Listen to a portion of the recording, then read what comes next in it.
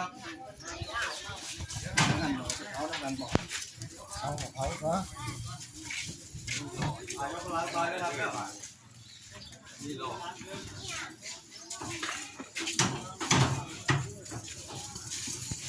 ขาวมาพี่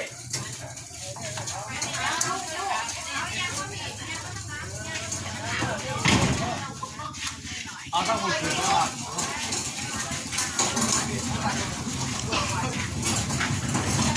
ขอเขาลงก่อนเลยครับ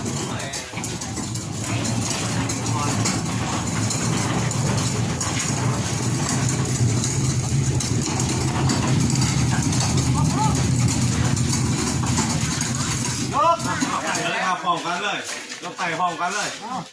เอาเห็นมีผักถ่ายรถด้วยครับเด้อเห็นมีผัก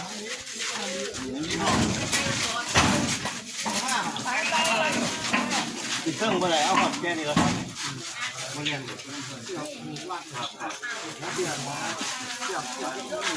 เฮ้ยเกิดรถข้างนอกก็ได้ครับเนี่ยรถไหนกันไหมเกิดรถข้างนอกออกมาตายเสียงรถเสียงรถ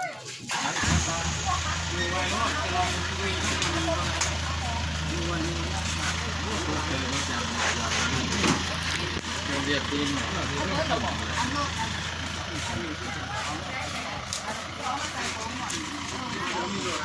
เราจะว่าเนี่ยเบี้ยใส่ได้ยุ่งใส่ไปตัวใส่แล้วใส่ขา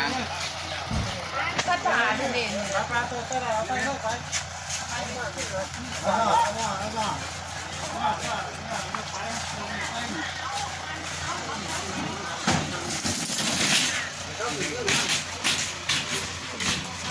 ก็นี่เลยก็นี่เลยก็นี่เอาเนี่ยไปแล้วขายกันยิบกันครับไปขายกันยิบ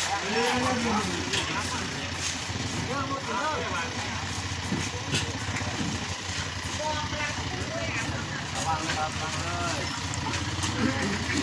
คุณน้องเขาตกแตก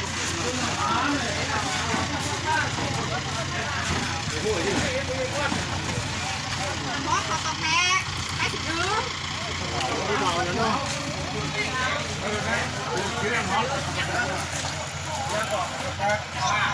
เฮ้ยให้ผู้สาวคนใหม่เนี่ยไม่แซงแล้วไป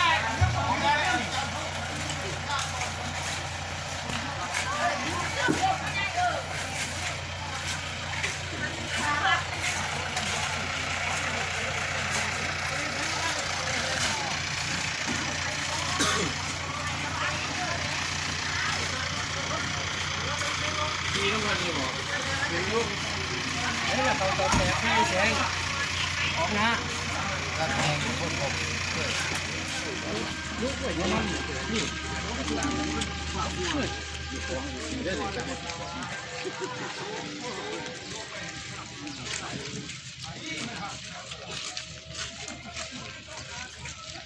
ไปแล้วบทตีใบน้องมือไพ่บอกบทตีใบมันสองชิ้นเลย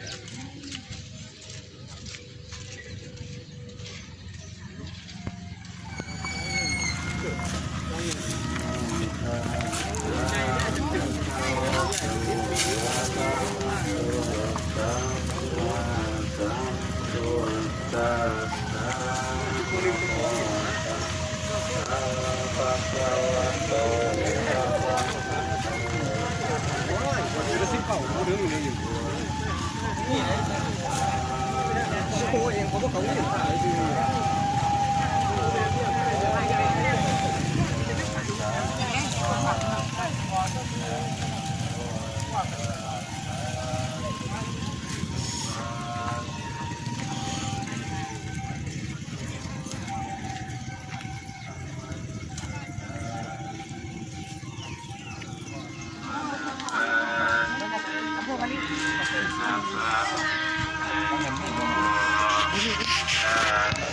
นี่จะยับกันที่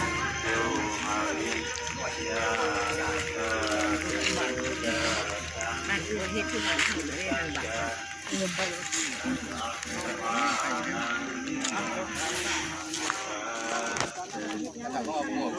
จะมาใจให้พวกอายุ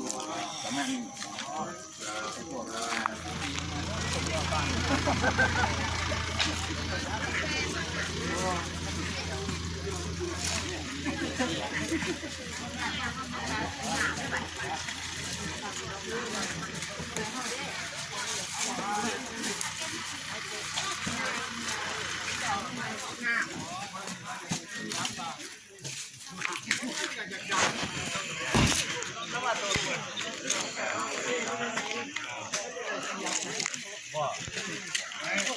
ให้พ่อบอกว่าคำพูดนี้อยู่ฟ้าปิด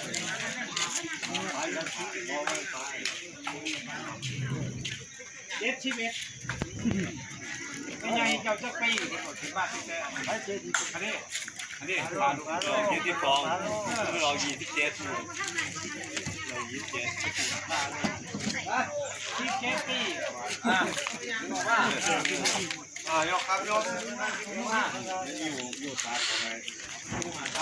เอาที่เดิมมันจะแทงขาดบ่เอาที่เดียวลงเลยมันจะแทงเนาะเดี๋ยวลงน้ำครับบ้านนี่นะถ้าปืนไม่ที่อ่ะไปยกไปให้ดีทางเขาทางเขาเดี๋ยวมันอยู่เขาเดี๋ยวไป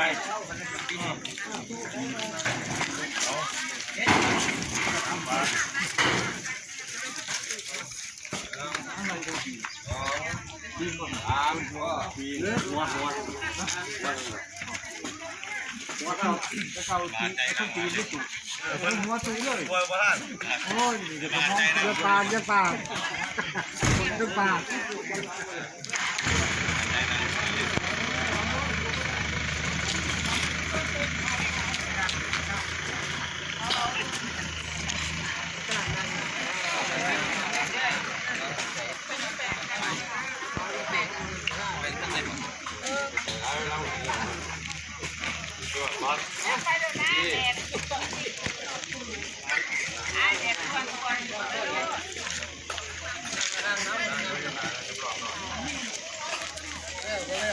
การช่วยคุณแม่ก็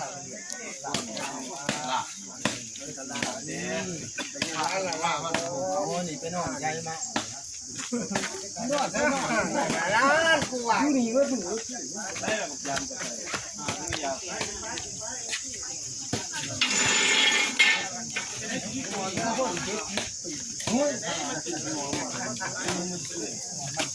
ชั่วว่า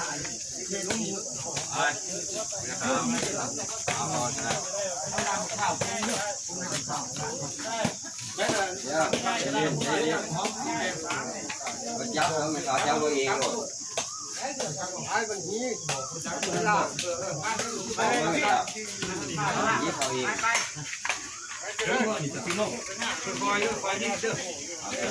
cháu không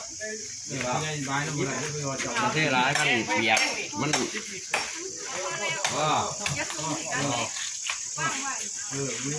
giọt nói nữa được không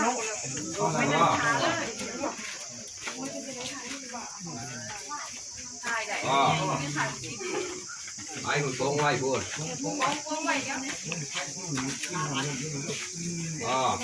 con quay quốc tàu của có hai mươi nén to bay đây quá cái đây nó mới nhìn to cái này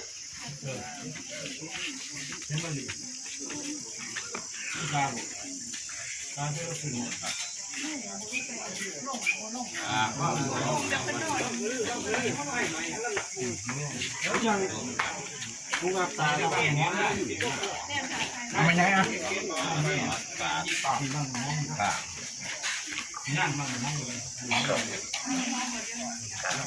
นะครับเนาะ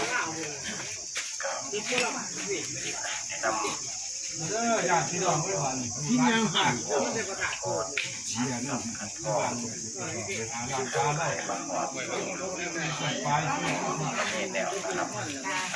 ต่อไปนะครับเป็นการล้างน้ำ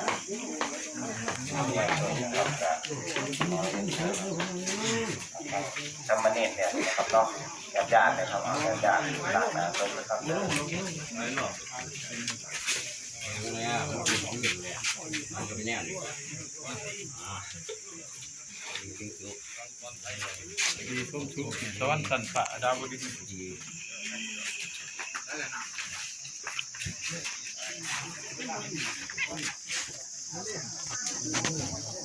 เฮ้ยแล้วก็กูล้างหน้าล้างตา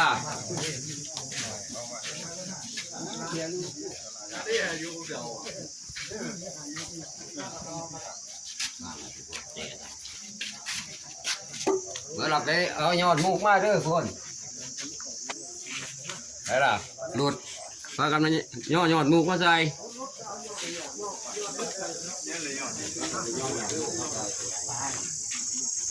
พิซซ่าบอกไปร้านเคยหนึ่งยิ้มย่างยิ้ม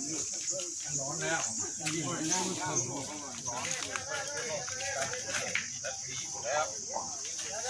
ครับเอาไว้ข่าวนะครับคุณพ่อนกรขันทองนะครับก็เกิดเมื่อพศ2400นะครับ85นะครับมีอายุได้83 ปี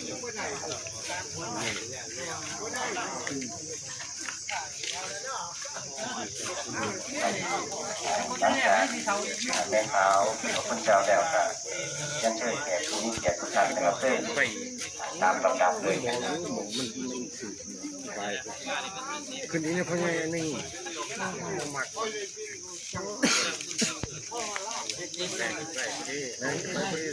ต้องใบ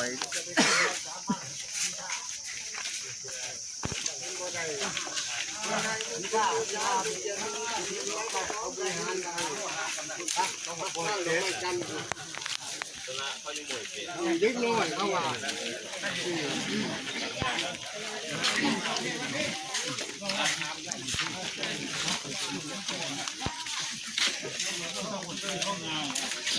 ว่ามาเกี่ยวนะลงเรือทางมาตรงนี้มันทางลงที่มันออกได้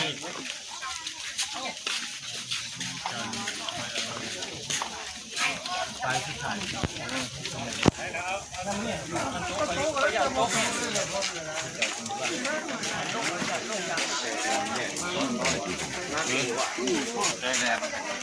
เลื่อนครับสบาย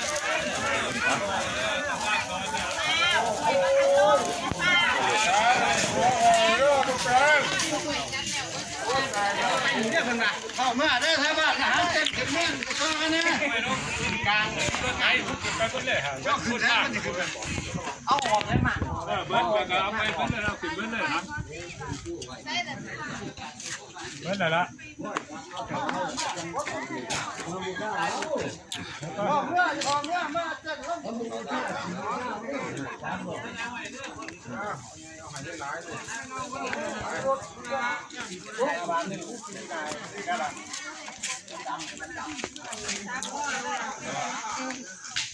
แปลลงมาไทยทำไม นี่ยืนท้ายบันได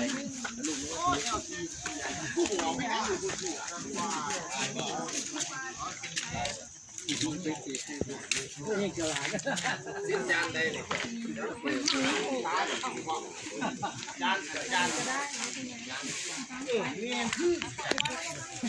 เห็นกู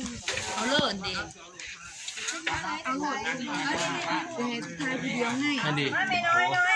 ถ่ายเข้าไปเพื่อถ่ายก่อนแต่แล้วถ่ายทีเดียว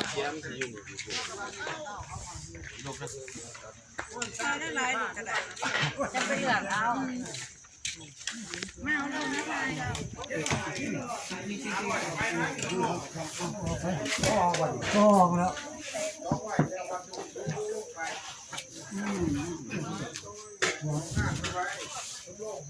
เช่นเนี่ยเช่นไม่ควรพอแล้วชุบไปไปดูผิวมาอีกพ่อได้ไหมกันเฮ้ยฉันพ่อชูกับไปเอาละบ่ครับเพื่อนป้าตาดีเอาล่ะไปน้องมาเอาเงินหน้ายังล่ะพูดไปก็ไปที่หมายเงินเขาใหญ่เขาหมดเลยกันหมดกันเด้อ เอาอันนี้มาเลยแม่มาจัดการเด้อฮักไม่มัน ไว้ฮักไว้ไม่ไว้แม่ กันโยทับ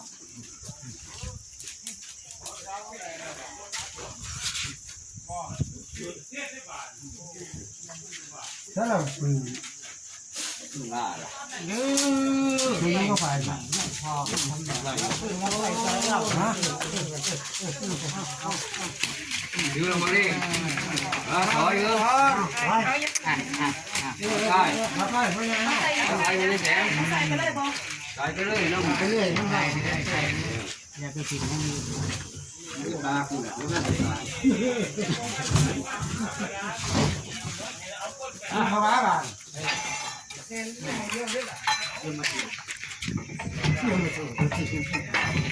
นเลย ไอ้ร้อยกันมันละไม้เป็นมืออย่าไปชุบโยงอย่าไปชุบโยงชุบละเนี่ย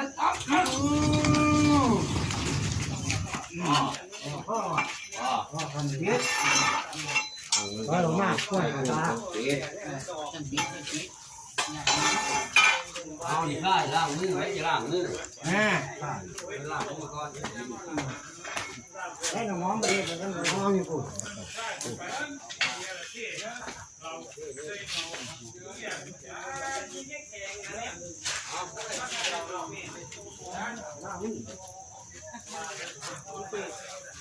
ล้างเจ้าหอยนี่แล้วเป็นประเภทนี้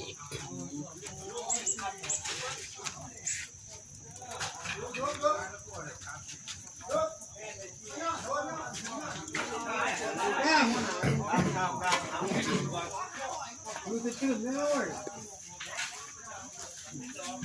โอ้โหรถ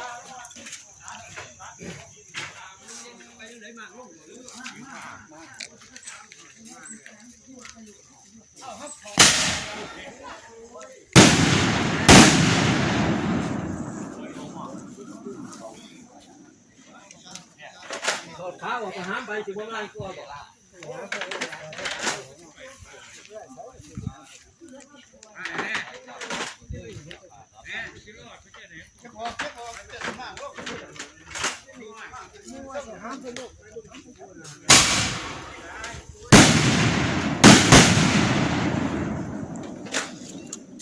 เป็นไรนกสักดีเว้ย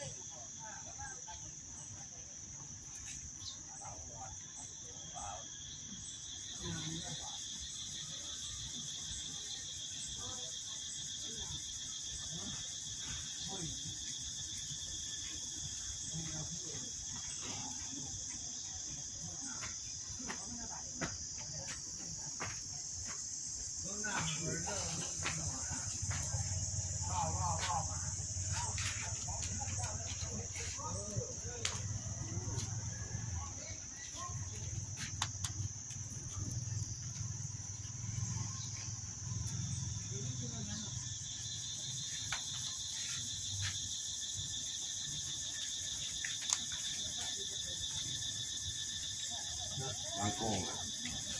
ได้บาทนี่